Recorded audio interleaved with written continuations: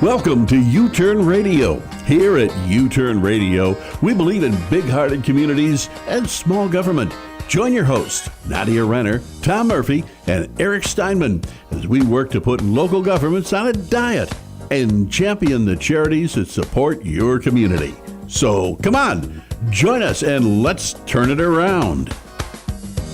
Welcome to youTurn Radio. Happy Thursday. This is our first time on a Thursday at this time at 3 o'clock.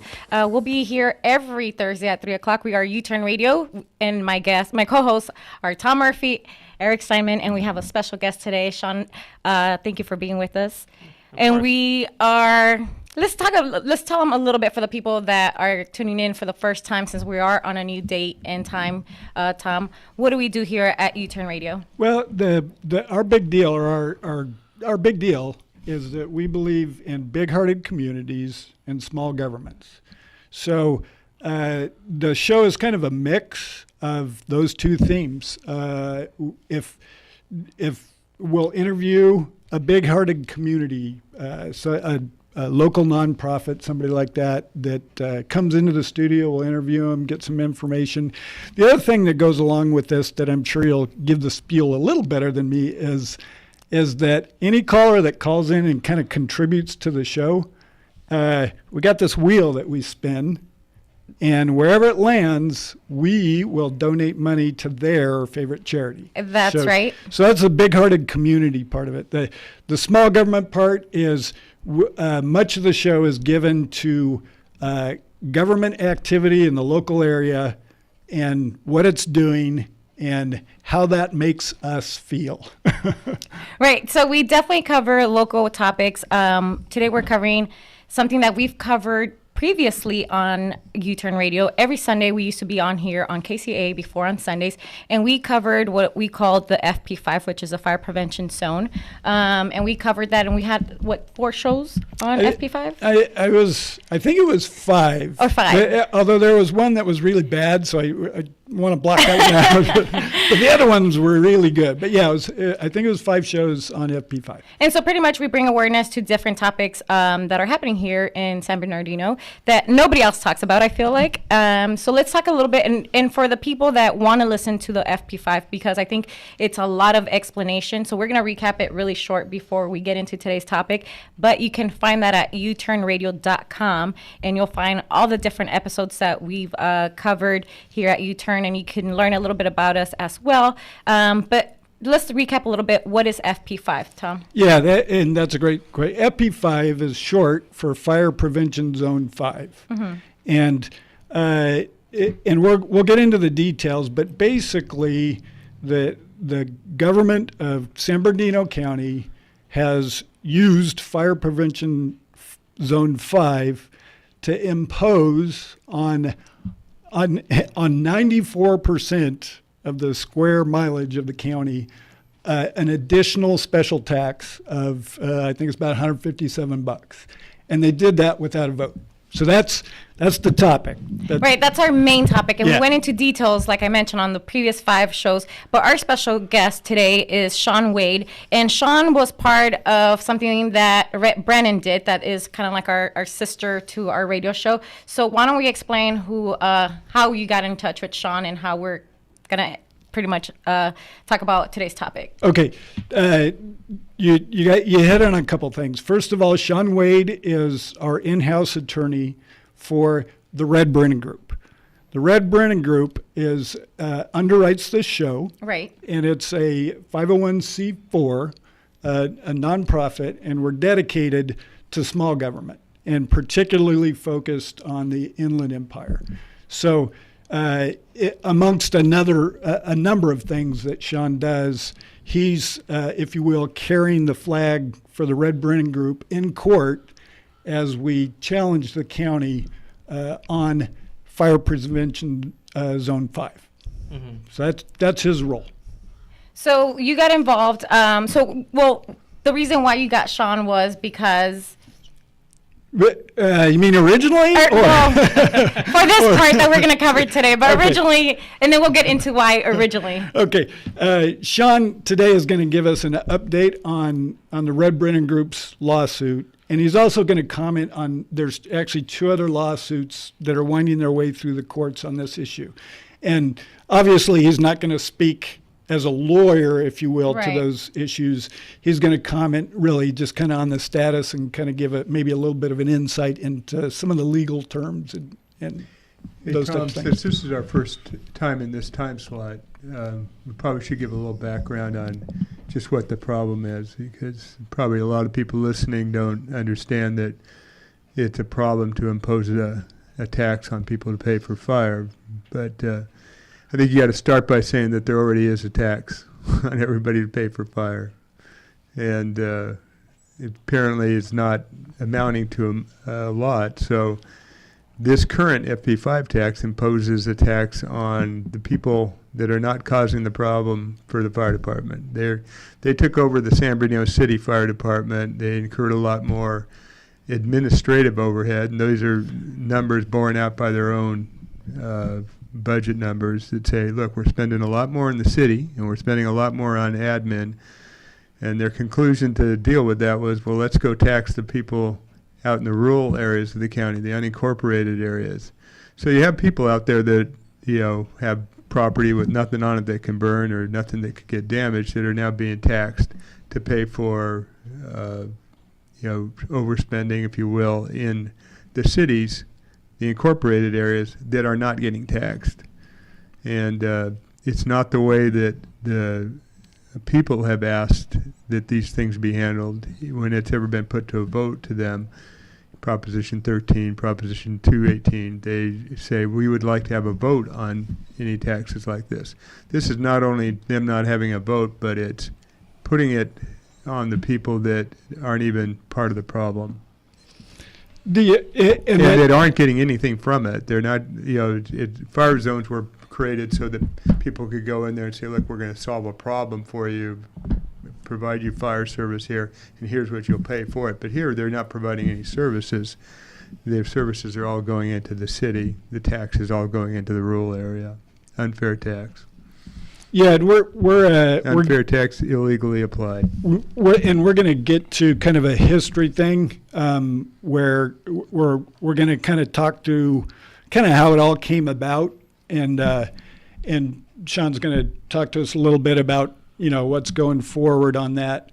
The one of the things we like to do though is kind of set the hook for our listeners, and the hook for today is. No taxation without representation. Yeah, exactly. And you're like, where have you heard that before? Long time ago when I didn't exist, but in my history books. Right. Yeah. Exactly. Boston Tea Party. It came. The first, I guess, use was back in the 1700s, and in short, we fought. That's why we flew. Got rid of the king, had a revolutionary war, got rid of the king. Right. Right. One of the issues was no taxation without representation. Well, okay. So now you jump forward to December 18th. In Superior Court, and in open court, there's this conversation, and it's an FP5 associated conversation. Our friends out at San Antonio Heights, who went through this, if you will, maybe a year earlier, they are working their way through the courts with the lawsuit. And Judge Cohn is the name of the Superior Court judge that was listening to their arguments. And this is a quote from the San Bernardino County Sentinel. Mark Gutlick was in the court, and this is based on his notes. He says, Judge Cohn opined that levying a, quote, relatively small assessment had led to a rallying cry from San Antonio Heights. They were saying no taxation without representation. Right. Because that's what had happened to them, and that's kind of why they came to court. So they weren't given the right to vote on this tax being applied on them. And so what Cohn says, he goes on to say, such a sentiment is a legitimate one with an obvious historical and constitutional import. Thank you for that input. Those considerations, listen to this, those considerations are trumped by the consideration that the county, the city, and LAFCO, the Local Agency Formation Commission, abode by all the proper procedural protocols. Okay, I'm going to reinterpret that for you. Okay. Taxation without representation is okay as long as we follow all the proper procedures. So you're saying that you can kind of get away with it, in other words. Well, I'm not saying. Well, this is what it's showing us. This was in open Superior Court. And our goal today is kind of talk through that and explain why this is such a big deal. You know, there's that comment that we've actually used before. One lawyer with a briefcase can steal more than 100 men with guns. I think that's from The Godfather. It is. And in this case,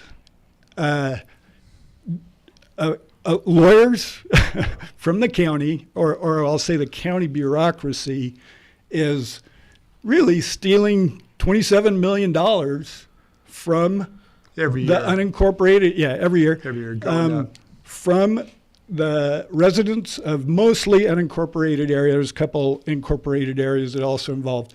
And they're doing it by getting around that 2/3 tax or that 2/3 vote that Eric mentioned that's required. So pretty much they can keep imposing these taxes. Money can keep getting higher as long as they do it the way that they're doing it without getting in trouble. Yeah, we probably won't get into kind of those details in terms of how they did it, but there is a procedure that buried in California LAFCO law where taxes can be imposed without the residents voting on it. But so now we go to the background that Eric was talking about. It's not. We don't think that it's properly in the law. It's they assert that it's in the law, and that law, which was passed by the legislature, should take precedence over the amendments to the Constitution that were passed by the people. Mm-hmm. You know, anyone in a constitutional democracy would tell you that's not the order of precedence. That the Constitution takes precedence over anything the legislature does. They have to adapt the laws to the Constitution, not the other way around. So. And just as an aside, listeners, if you phone in, local call line there is 909-792-5222. We'd love to take your comments, your opinions. We're certainly open to conflicting opinions. We'd love to talk about those. And if you call, we'll do the spin for charity. Right, because letters for the FP5, what they thought they said that it was going to be a vote, were sent out, and we did cover that on a previous show when we covered FP5. But this doesn't only hurt the people living in these areas; it's also business. We had Bob Cable from Ontario Airport. Airport, who also talked about and we covered how it also affects not just like the local people or citizens, but business owners. And like you said, if this has impacted you in a certain way, we would love to hear from you. 909-792-5222. In English or Spanish? You could do both. Yo hablo español y les puedo ayudar. So if you speak little English and you know about the FP5, me pueden llamar al 909-792-5222. I just gave out the number and I said if they know a little English, they could call us I'll translate. Okay, so the goal is to kind of get to Sean so he can give us a status update. So I'm going to blast through the background of this, and if a listener is interested, go to youturnradio.com and dig up the 4 or 5 shows we did on it.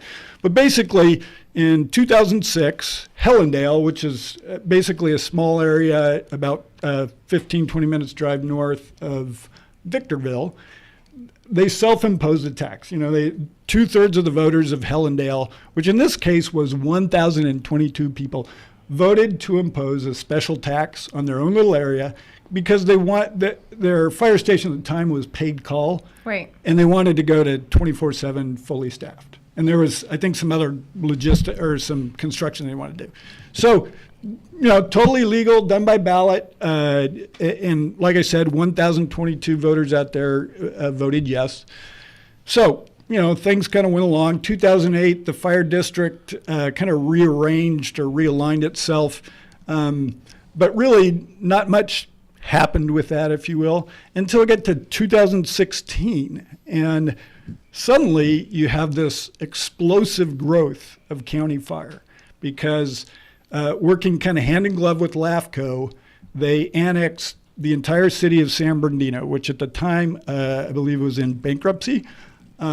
So what the city of San Bernardino was able to do is offload $30 million worth of charges to their balance sheet to county fire. Now they had to follow it up with some tax money and that type of thing. But anyway, so $30 million a year are now transferred from the city of San Bernardino to the county.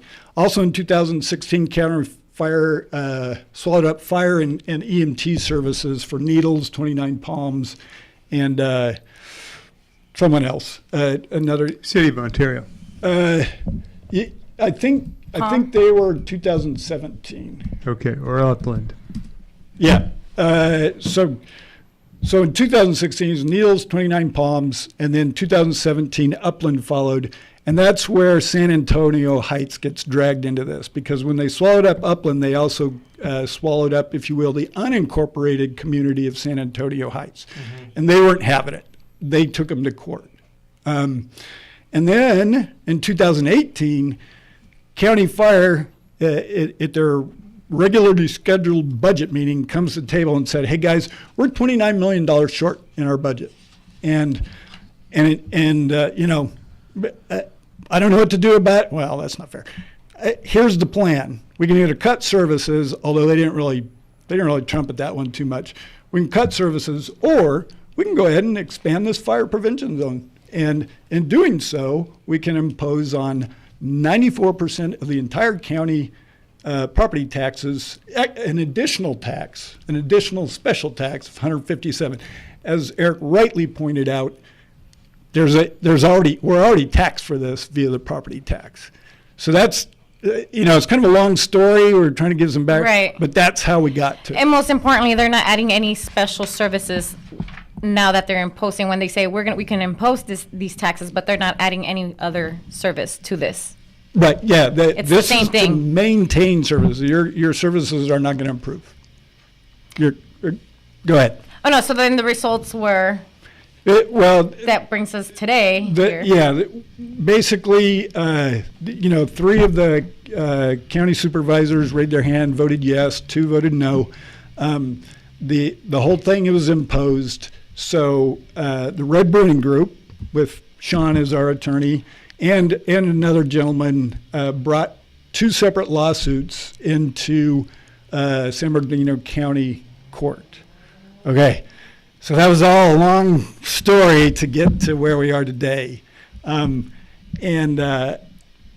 so kind of what we're going to do kind of as we go along is, first of all, we're gonna have Sean review for us the law, and he's going to give us kind of a look at Props 13 to 1826.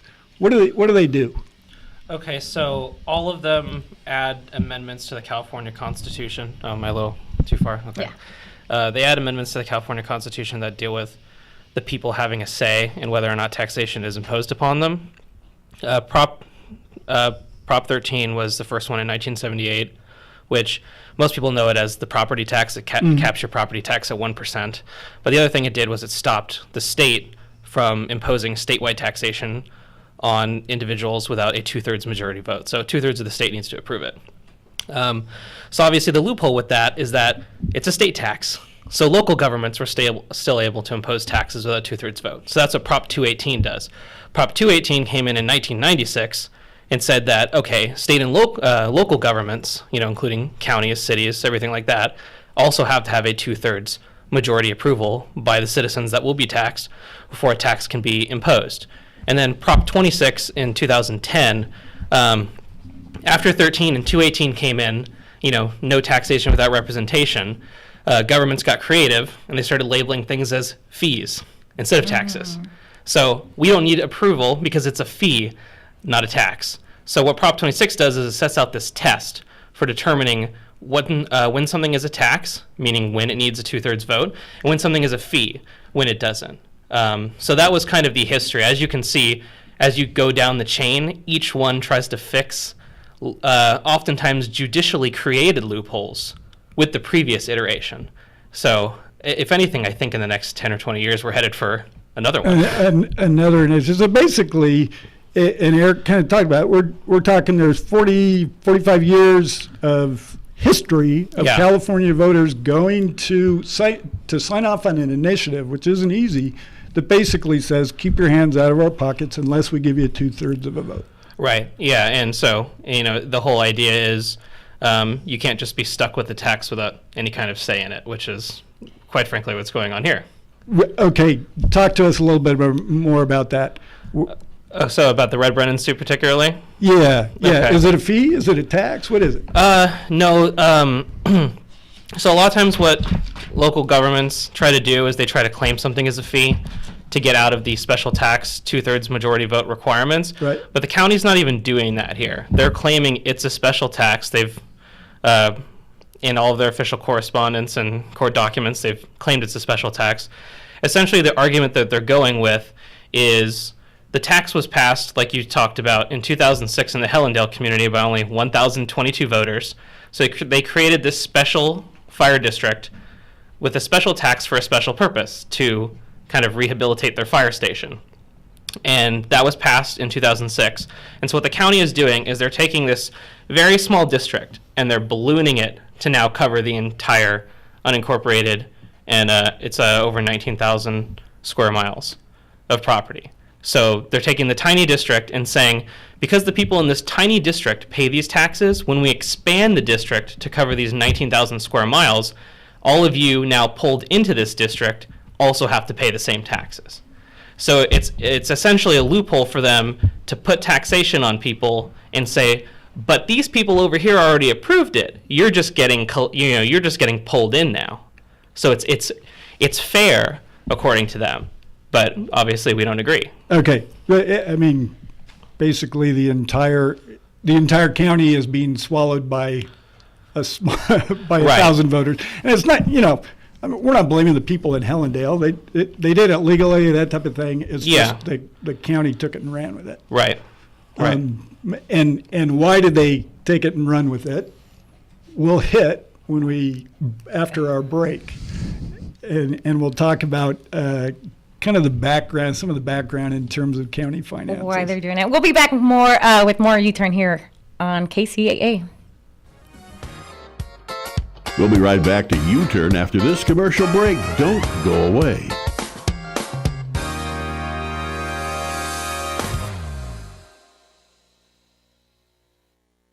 The House of Ruth has been providing life-saving domestic violence services since 1977. Participation in House of Ruth programming is open to all battered women, men, and children. Domestic violence is a public health issue. 1 in 4 women are abused by their partner, and it's 1 in 7 for men. Even 1 in 3 teens are exposed to dating violence in their relationships. If you or someone you know needs help or support, House of Ruth can help. Call the House of Ruth 24-hour crisis hotline, 877-988-5559, or visit their website, houseofruthinc.org.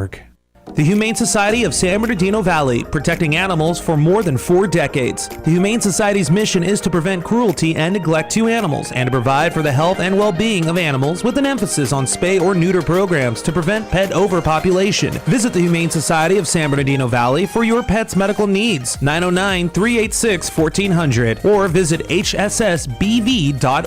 The Humane Society of San Bernardino Valley, a leading nonprofit organization in caring for all animals in need. How would you feel if you had to make a choice between buying food or spending your fixed income on life-saving medicine? No one should make that trade-off, but many low-income seniors are forced into difficult decisions like this every day. Smiles for Seniors Foundation provides energy assistance and safety net services to struggling low-income seniors in the Inland Empire. They provide one-time assistance to seniors to meet specific financial needs. They've helped with food, housing, utility payments, minor home and auto repairs, along with life-saving prescriptions or medical equipment. a nonprofit foundation funded entirely by donations from local organizations. Smiles for Seniors receives no funding from the state or federal government. They are funded by local businesses and individuals like you with big hearts and willing wallets. You can find more information or to donate to Smile for Seniors at 909-790-6671. That's 909-790-6671, or visit smilesforseniorsfoundation.org. That's smilesforseniorsfoundation.org.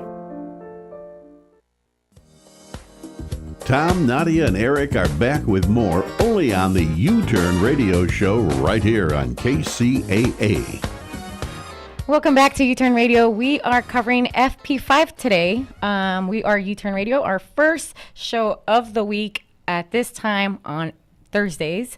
We cover a little bit of local politics, and today we're covering FP5, which brings us to, before the show, we were talking about what is FP5, and we briefly went over it because you can find that at youturnradio.com.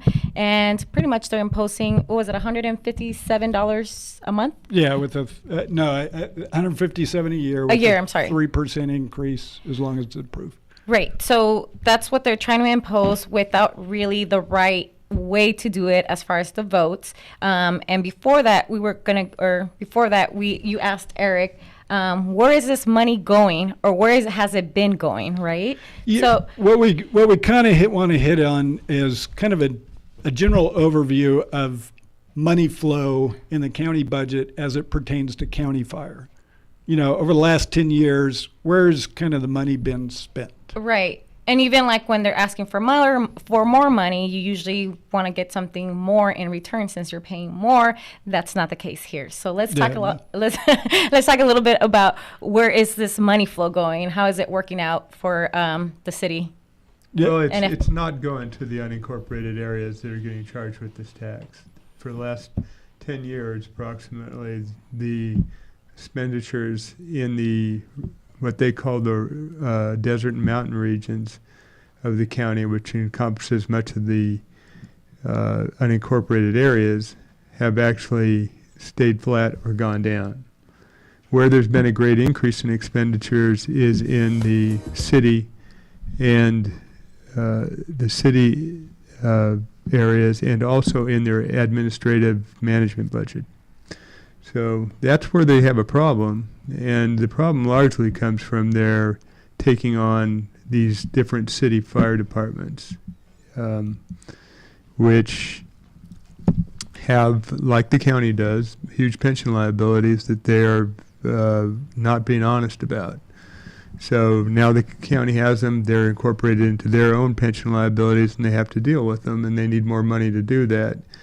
And so they're going to the area that it already has its budget flat or cut, and saying, we want you to pay for it. We're not going to pay for it here where that money is being spent.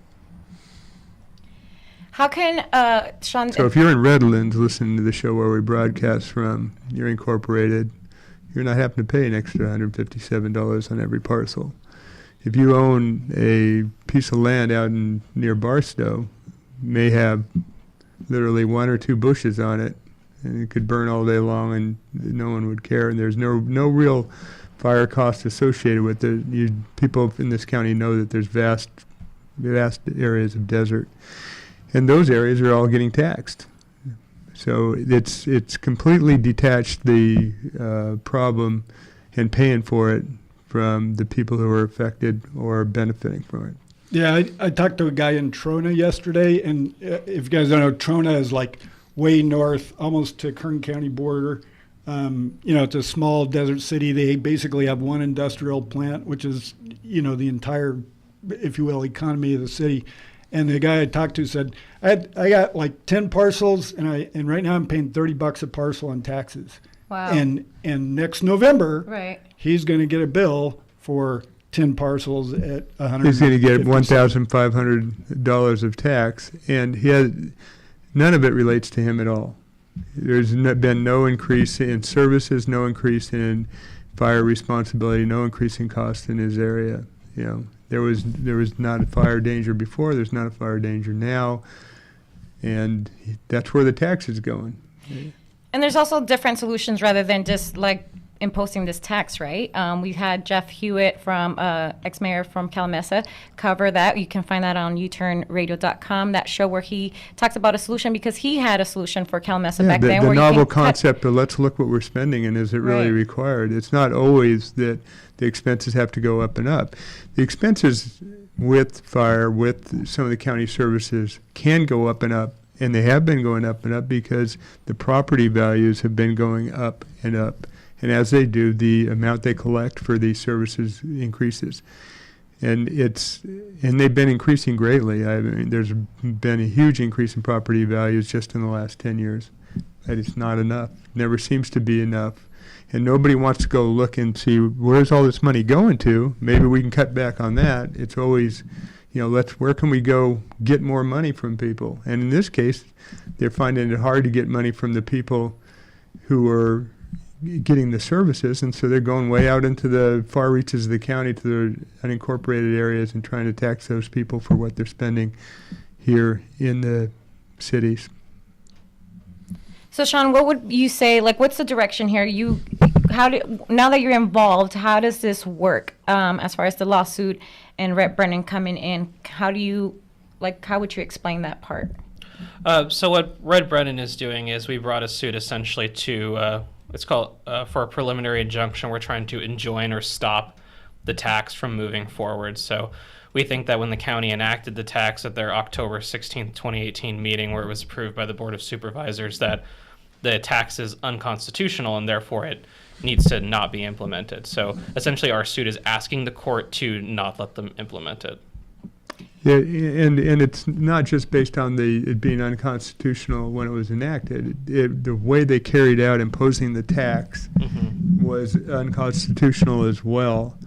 For instance, you could not, they said, look, if 25% of the people oppose this tax, we'll put it to a vote. And they could have certainly sent out a mailing to everybody and could have put it to a vote much cheaper than doing all this mailing stuff. But when they sent the mailing out, they didn't include a protest form. The only way you could get a protest form was a complicated procedure of downloading it on your computer and having certain software to do that. And and that in itself is unconstitutional because not everybody has a computer, not everybody has that software, not everybody can participate in this process. And the protest form was the only way you could vote. You had to have one of those. Well, forms. they got some assistant fire chief in charge of policing people right now that has made a statement in this thing saying that you could have come down to the fire station or something to that effect and got a protest form where you got you one. You could have gone to a county library and used a computer. Look, they sent a mailing out to everybody. We put a protest form in there. Yeah, exactly. But they didn't. They didn't put that protest form in there, and now they're coming up with all these other methods. But I mean, there's only one reason they didn't put a protest form in there is they didn't want anyone to protest. It's kind of like when somebody sends you a letter and includes an envelope that says "mail it back to me," but it's not stamped. Yeah. Right. Thanks. Now I have to go to the post office. And the well, no, they didn't even do that. They could give you a non-stamped thing in the paperwork that they sent to everybody. They sent everybody this thing and then said, now you can protest. But there was no way to protest unless you went online and found the form. Yeah, it wasn't an easy deal. Yeah, and the other part of this is the whole protest process assumes that everyone has voted yes. Right. And the no's that they get in, that has to, that's got to make its way up to 25%, and you're just yeah, right. Right. And it's a 30-day turnaround too. Well, look, it's a rigged deal, and it was, certainly they would probably still got what they wanted if they had done something that was colorably correct in giving people a way to express their protest. So, but in our democracy, you cannot deny equal protection to different classes of people. Those with a computer, those without.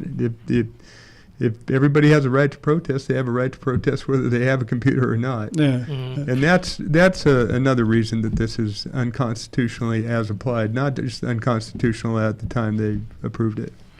I attended the FP5 supervisor meeting, which is interesting because a lot of the people that were there protesting, or not protesting, but that wanted to be against it, they're older people that don't know how to use the computer. So they're like, how do we do this? Or two, some were like, we didn't even know we got this letter. How did it look? Like they didn't have knowledge of what it looked like, because it looked like a regular, sometimes what could look like junk mail. It didn't say like attention, like nothing of that matter, So you're right. There was a lot of older people that were saying we never received it, or there's we don't have access to computer or internet. So how does this play, Sean? Like, how do people, like those type of people that didn't get a chance to, and there's also mail returns. There's a lot of mail returns that they had as well. How does this work for those citizens that either didn't get an opportunity because of those things, whether they didn't get it or because of, is that like, can you fight that stuff? Well, we're trying to. I mean, so I guess there's three goals of the lawsuit, or contentions rather. One is that the tax is unconstitutional as it's written. The second is that the procedure for letting people attempt to protest was unconstitutional. And the third is that the county has claimed they're exempt from environmental requirements, or what's called CEQA, and they need to conduct an environmental review before they can go on with this project. But ultimately, we are trying to fight for those people that really weren't able to make their voices heard or even have a chance to. Yeah. Let's go to the phone. We have a caller, Ron Austin. Yeah, and to introduce Ron, there are two lawsuits that the county is dealing with, other than the San Antonio Heights, and Mr. Austin brought the second lawsuit, and so he's on the line, and I think he's going to give us an update. Welcome to youTurn. Hi, how are you? Good. How are you? Good. So, at the time that I brought my lawsuit, I wasn't aware that there was another lawsuit actually pending, but I'm glad to, have found out that there was. We're before Judge Cohen, and I'm disappointed at some of Judge Cohen's comments about the procedure being legal and being trumping the Constitution and all of that. But I just wanted to explain the reason that I brought my lawsuit is I do have one of those parcels out near Barstow, and it's not worth. It's worth about $1,000. That's the assessed value on it, and this tax will eat up the entire value of that parcel in less than 6 years. So, at that point, I right now I'm confronted with: do I just let this parcel go? And I think a lot of people in these, unincorporated, vast desert area, a lot of parcels out here, and people who are currently paying, 10, 15, 20 bucks in taxes, are just going to say, we're not going to, pay this, let it go. All of these are going to go up for auction. Nobody's going to buy it. It could actually cause a decrease in the overall revenues, for the county, and I don't think they considered that. And as far as what this is paying for, I mean, you've talked about, budgetary shortfalls and things. I think it isn't even really a budgetary shortfall. It's just, reserves. Their reserves are going down, and the fire chief, I don't know if anybody's mentioned, and I don't know if this is correct, maybe somebody can correct me, but, he makes something on the order of $500,000 a year, $500,000, which is, what is that, twice what the President of the United States makes. So I was just unhappy with it across the board, and that's why I brought my lawsuit, and I'll let you comment, but I do have a legal question for the lawyers in a moment, which is why I phoned in. Go ahead, shoot. Okay, well, the legal question would be, Judge Cohen, you realize they're relying on this one case, this Sunset Beach case, to support all of this, which is kind of a small outlier of a case. It doesn't really, factually apply, but legally I don't think it applies because it's using, government, it's all brought under government code. I think it's 570. The island annexation statutes. Right, which is 57075 is what they're functioning under, and that only applies to cities and to registered voter districts, and that term is defined in one sentence in Government Code 56072, and that basically says when the board members are elected, by the public. And here, of course, the board members are elected, but for an entirely different board. They're the County Board of Supervisors, but they were appointed to this board. And, I mean, wouldn't that one point alone legally just undermine what Judge Cohen said, and ultimately this will probably wind up on appeal, and when it does, I mean, don't you think the Court of Appeal is going to find it a rather strained argument to say, well, yeah, sure, these guys are, they're elected because they're elected for a whole nother board. I mean, that doesn't make any sense to me, and I was wondering how you felt about the strength of that point. Right. So I think you're right that it does make a big legal distinction there, but I think it's one of many big legal distinctions. So the Sunset Beach case, as you rightly stated, was about a 190,000 person city at the time of 2010, Huntington Beach, annexing 971 people in Sunset Beach. Here we have kind of the opposite. We have 1,022 voters in Hellendale somehow being able to annex over 19,000 square miles. It's kind of like the reverse situation. So not only are there legal distinctions like you brought up in that particular area, but there's multiple distinctions in terms of the Sunset Beach. It dealt specifically with an island being annexed. There's no island being annexed here. It's literally a district being ballooned to cover thousands and thousands of people. It's under a completely different section of law. And I think that the Sunset Beach is kind of the great example of a runaway case. A case where the Court of Appeal at the time had a specific set of facts and felt like they applied them, at least in their judgment, appropriately to that specific set of facts.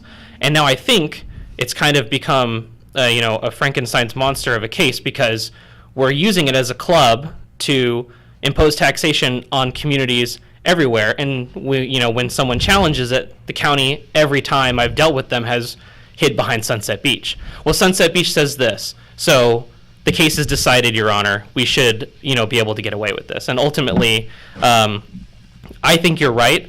I think on appeal, Sunset Beach needs to be narrowed. In fact, I think it needs to be narrowed to that specific case and nothing else, because it really, maybe if there's another island annexation case somewhere in the future, then Sunset Beach could apply, but it doesn't apply here.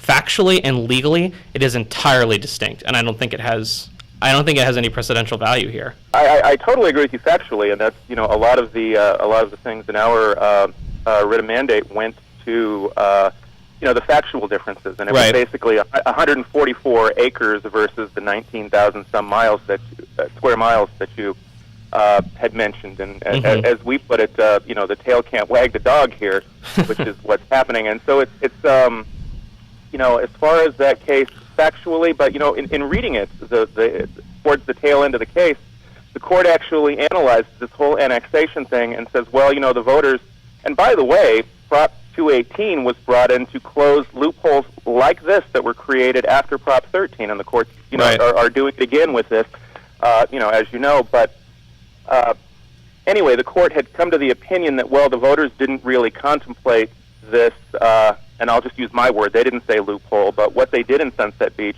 they were saying, well, the voters didn't really contemplate that, so it's okay. To me, they should have reached the opposite conclusion and said, this isn't something that the voters really were contemplating. That's why they didn't specifically address annexation. So, I mean, the court, they analyzed it, but they kind of came to the wrong conclusion there. And so we'll see where it winds up. But I think regardless of what Judge Cohen or anybody does on, down here in San Bernardino County Court, I think the Court of Appeal is going to be a lot more receptive. And if it has to go to the Supreme Court, I think if they take it, they've always sided with, the voter intent. And I think they would here, too. Yeah, I do agree with you. The appellate courts tend to be very friendly to the will of the people as opposed to the runaway budget needs of local government when it comes to this sort of thing. So I think you're definitely right on that. Well, in fairness to Judge Cohen, I mean, from his point of view, how he's looking at it, because they're basically, put it frankly, they're lying to him. They're saying, well, it's fire protection for all of the people. If you're a judge confronted with this and you're wondering, the fire department's got to get money from somewhere, so let's just do this. I mean, nobody's talking about that $500,000 salary or anything else. Nobody's talking about the fact that they're already getting funded by that 1%, which, that amount goes up every year as well. The property values go up. They get a portion of that 1%, which is supposed to be apportioned according to use in the first place? So if it is, why is there this budget shortfall in these other areas? You know, a lot of questions. I mean, it's clearly just a trick, and there's enough people out here now that are saying you're not going to get away with this, and I think they're not, and I think their own county council knows they're not. Right. Well, they're maybe know that they're not, but they do believe that they can delay long enough for this tax to become implemented as they take it through the court system. Mm-hmm. Well, yeah, and they made the argument. I'm sorry to interrupt you, but they made the argument before, and this was pointed out. They made the argument before that, if this comes in, we're going to put this through, but it could always be undone by the courts. And then when they went in before Judge Cohen, they're like, oh no, this can't be undone because this is now we pegged all our hopes on this. Yeah, you can't enjoin a tax. There's part of their attack on it right now. So yeah, they did a total reversal on their position. And they're just they're making it sound like it's all about public safety, and I can see a judge being receptive to that. But if you scratch the surface a little bit, it just isn't true. Yeah, there. Luckily, there's other judges in our county besides Judge Cohen, and we will try and have some of them be the ones that rule on this. Mm-hmm. Ron, you mentioned that you it makes you think like maybe you should just let go of what you owe. What would the city do, Sean, if somebody were to say, you know what, this is not worth it, this is way more money than what this piece of land is worth? What happens there? They have many parcels that they've taken back in that form. They put them up for sale, and if nobody buys them, they're owned by the county. Yeah, I guess they'd just be abandoned property at that point. They will be. I've bought them at auction. I've actually bought properties off of the tax auction. And it's a good deal because you can pick up a parcel for $1,000 or so. The tax is like $10. I'm talking about per acre basis. It's about $1,000 an acre, and you pay about a tax of about $10. And with this, I mean, it's not relatively small tax. It might be relatively small to somebody who has a $500,000 property somewhere in the city, and they're paying already, $5,000 a year. Well, yeah, $168, which increases every year, by the way. It doesn't stay $168. It's not a relatively small. It's 16 times what I'm paying right now, and that's it makes it so that you just don't even want to. What's the point in keeping a property that you're going to pay that much every year? And a lot of people out here, they have these parcels, been in their family for a long time. Sometimes they let the tax go. They'll come along and pay it 3-4 years into it, $30, $40. They're not going to come along and pay, $500. They don't have the means to do that. It's not a relatively small tax. It's a very, very large tax. Yeah, you're talking about the less affluent parts of the county that are actually getting this tax imposed on them in a county that has an average income of about $45,000 anyway. So there's and it's the largest. This is the largest county, as I'm sure you're aware. The largest county in California, the 6th largest in the nation, and that is because it's not because there's so many population-wise. I'm just talking land-wise. It's mostly vacant land, and anybody that just needs to drive from here in the city to the Nevada border to go to Las Vegas, all of that land, all of those parcels. That's what we're talking about. We're not talking about, the populated areas. They already have this tax imposed in those areas. Yep. Right. Thanks for calling in, Ron. Many of them don't have this tax imposed. We're bumping up against our time limit. Good. That's right, Ron. So thank you so much for calling in. We're going to go ahead and spin for charity for you. Spin for charity. Anybody who calls, we spin, and it looks like $700. Whoa! You want $700? So we'll contact you for your favorite charity. Yeah, this goes to your favorite charity. You can't pay your taxes with it. Sorry.